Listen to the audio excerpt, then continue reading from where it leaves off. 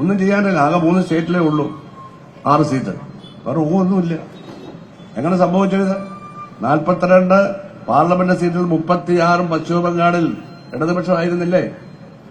കോൺഗ്രസിന് 1-2, ത്രിപുരയിൽ 2-2, 52 മുതൽ 2014 വരെയുള്ള ഇലക്ഷനിൽ 2 പാർലമെന്റ് സീറ്റും കമ്മ്യൂണിസ്റ്റ് പാർട്ടിക്ക്. ആദ്യം ഒന്നായിരുന്ന പാർട്ടി, പിന്നെ CPM.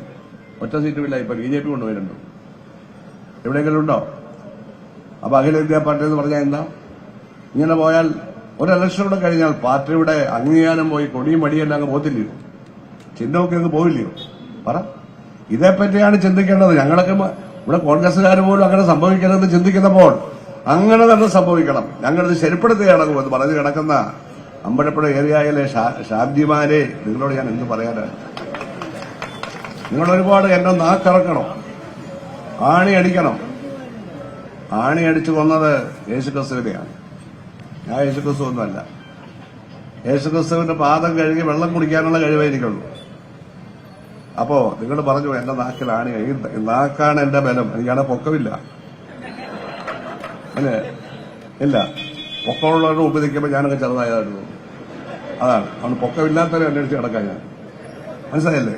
എന്റെ നാക്കിൽ ആണി അടിക്കണം. ഈ പരിഷ്കൃത ലോകത്തിൽ പറയുകയാണ്. ഇത് കാടൻ നിയമമല്ലേ? പല്ലിന് പല്ലേ, കണ്ണിന് കണ്ണേ എന്നൊരു നീതിന്യായം ഉണ്ടായിരുന്നു ഇരുണ്ട കാലഘട്ടത്തിൽ, മധ്യനൂറ്റാണ്ടിൽ. കണ്ണിന് കണ്ണേ, പല്ലിന് പല്ലേ. ഈ 21-ാം നൂറ്റാണ്ടിൽ CPM-ന്റെ സെക്രട്ടറി പറയുകയാണ് ആണി അടിക്കുന്നത് നാക്കിന്. അദ്ദേഹത്തിന്റെ പാർട്ടി ഓഫീസിൽ ആണി ഫാക്ടറി ഉണ്ടോ? ഇതിന് മാത്രം ആണി അടിക്കാൻ. അവിടെ ആണി ഫാക്ടറി ഉണ്ടായിരുന്നു. ഇപ്പൊ അതില്ല. അത് പ്രവർത്തിക്കുന്നില്ല. നമ്മളോട് നാണമില്ലേ? സെക്രട്ടറി സ്ഥാനത്ത് മാറ്റണ്ടേ? ഈ പാർട്ടിയിൽ ആരെങ്കിലും ചേരുവോ? ആരെങ്കിലും? ഞാൻ ഒരുപാട് സ്ത്രീകൾ വന്നിരിക്കുന്നു ഈ സമ്മേളനത്തിൽ. വളരെ സന്തോഷകരമാണ്. ആരെങ്കിലും ചേരുവോ?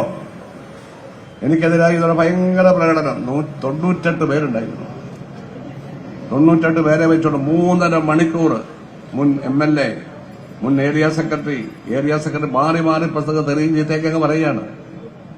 കേട്ടവരെല്ലാം ഇനി ഒരിക്കലും അവർക്ക് വോട്ട് ചെയ്യത്തില്ല എന്ന് തൂക്കുളത്താൽ മുഴുവൻ തീരുമാനിച്ചിരിക്കുക.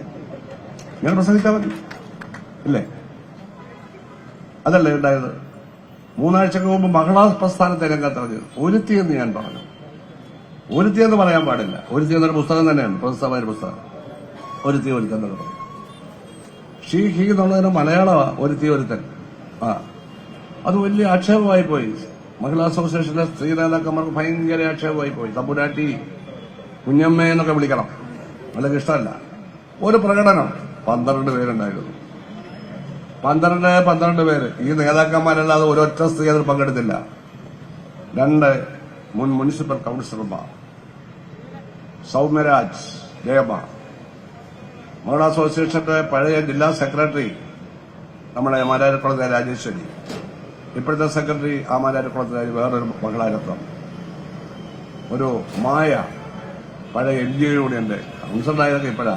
ഇവിടെ ഈ മെഡിക്കൽ കോളേജിലെ വഴക്കുണ്ടാക്കി നടന്ന ഒരു LG യൂണിയൻ പ്രവർത്തകർ അറിയത്തില്ല. അന്ന് അവർ എന്റെ അടുത്ത് വരുമായിരുന്നു. LG യൂണിയൻകാരിയായി അവരെ ഉപദ്രവിക്കുന്നു. പോട്ടെ. ഈ 5 പേര് എന്തൊക്കെയാ വിളിച്ചത്? പട്ടി, നായ, കൊരങ്ങ, ഇതാ വിളിച്ചത്.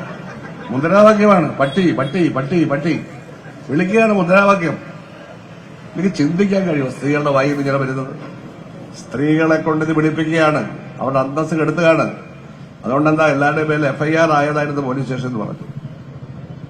എല്ലാവരും പോലീസ് സ്റ്റേഷൻ പോകേണ്ടി വരും. ജാമ്യം എടുക്കേണ്ടി വരും. പല കാര്യമുണ്ടോ?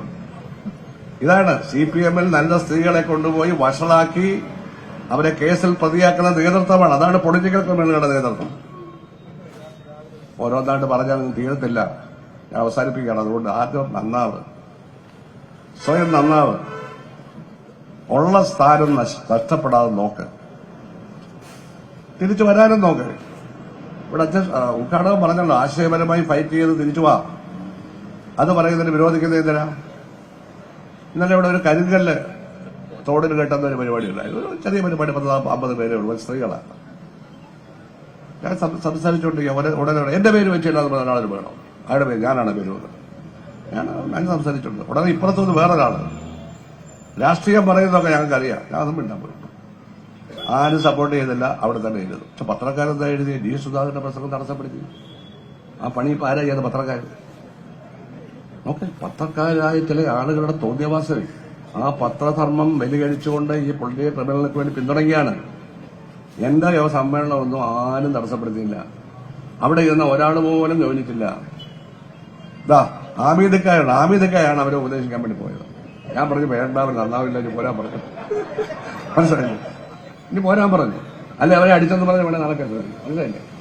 അപ്പൊ അദ്ദേഹം ഇനി പോന്നു. ഇതാണ് ഇവിടെ പത്രത്തിൽ എന്റെ പ്രസംഗം തടസ്സപ്പെടുത്തിയെങ്കിലും ഡി സുധാകരൻ പ്രസംഗം തുടർന്നു. എങ്ങനെയുണ്ട് പത്രം? ഒരു പത്രക്കാരനും അവിടെയില്ല, ഒരു ടെലിവിഷൻകാരനില്ല. ഈ തരത്തിലാണ് വാർത്തകൾ.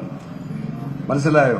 അഴിമതിക്കാരെ സംരക്ഷിക്കാനും അഴിമതിക്കെതിരെ പൊരുതുന്ന രാഷ്ട്രീയ പ്രസ്ഥാനങ്ങളെയും നേതാക്കന്മാരെയും പ്രവർത്തകരെ അവമാനിക്കാനും പത്രങ്ങളിൽ കയറിയിരിക്കുന്ന സുഹൃത്തുക്കളെ അതങ്ങ് അവസാനിപ്പിക്കുക, സത്യവും നീതിയൊക്കെ എഴുതി പിടിപ്പിക്കുക.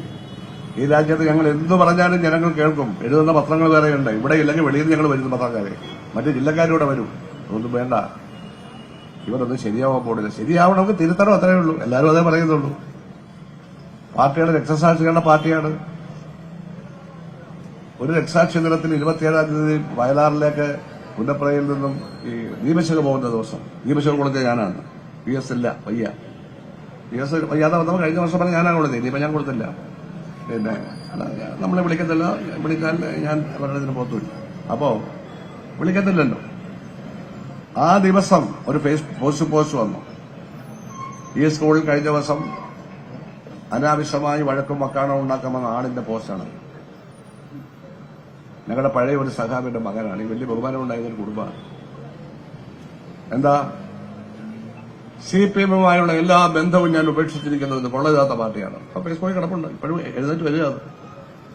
അപ്പൊ അദ്ദേഹം പാർട്ടിയുടെ വക്താവായിട്ടാണ് ഇവിടെ വന്നിട്ട് നമ്മളെ ചോദ്യം ചെയ്തത്. എന്തൊരു ആത്മാർത്ഥതയാണ്! ഈ പോസ്റ്റ് ഇട്ടതല്ലേ, ഞാൻ പാർട്ടിയുമായുള്ള എല്ലാ ബന്ധങ്ങളും ഉപേക്ഷിച്ച് പാർട്ടി വിടുന്നു എന്ന് ഫേസ്ബുക്കിൽ ലോകത്തെ മുഴുവൻ അറിയിച്ചയാള് ആരാണ്? അദ്ദേഹത്തെ മുഹമ്മദ് സബുക്കി ഈ പാർട്ടിയുടെ മെമ്പറാക്കിയത് വീണ്ടും ആരാണിത്? ഇതാണ് രാഷ്ട്രീയം.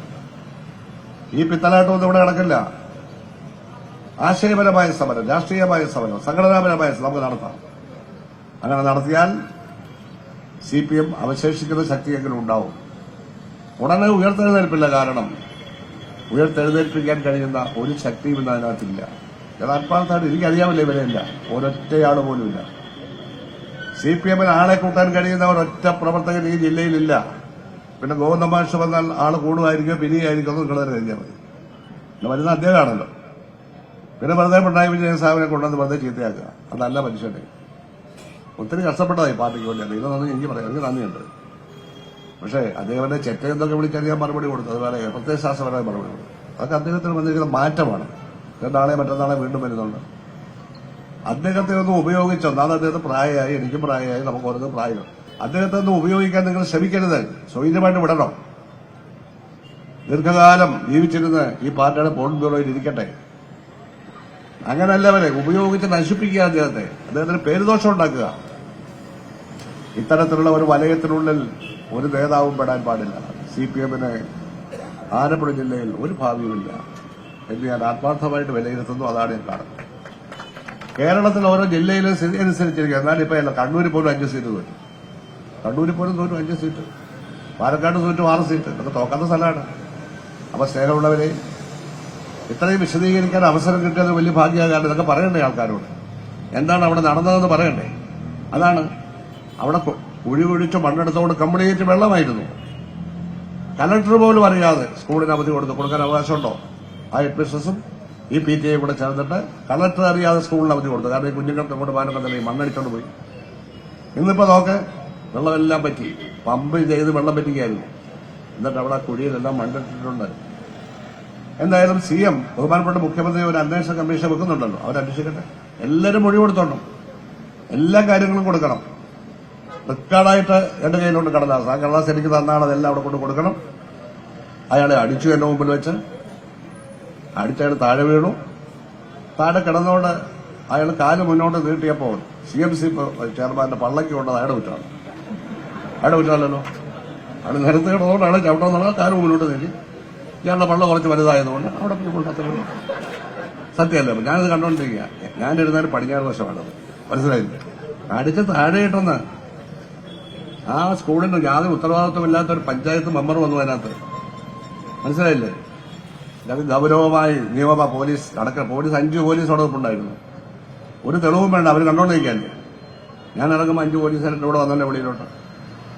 നിങ്ങൾ എന്താണ് ചെയ്യുക? പോലീസിന്റെ ജോലി എന്താ? പരാതിയൊന്നും വേണ്ട, അഡ്മിനിസ്ട്രേറ്റീവ് കേസെടുക്കാം, ഓൺ ദ സ്പോട്ട് കേസെടുക്കാം. ആരും പരാതി ചെയ്യേണ്ട കാര്യമല്ല. പരാതി ഉണ്ട്. എന്റെ അടക്കം പരാതി മുഖ്യമന്ത്രിയുടെ കയ്യിലുണ്ട്. അദ്ദേഹം അത് വേണ്ട പോലെ ചെയ്യുന്നുണ്ട്. വിദ്യാഭ്യാസ മന്ത്രിക്ക് കൊടുത്തു, ആഭ്യന്തര മന്ത്രിക്ക് കൊടുത്തു, ലോക്കൽ ബോഡീസ് മിനിസ്റ്റർക്ക് കൊടുത്തു, സ്പീക്കറിനും കൊടുത്തു.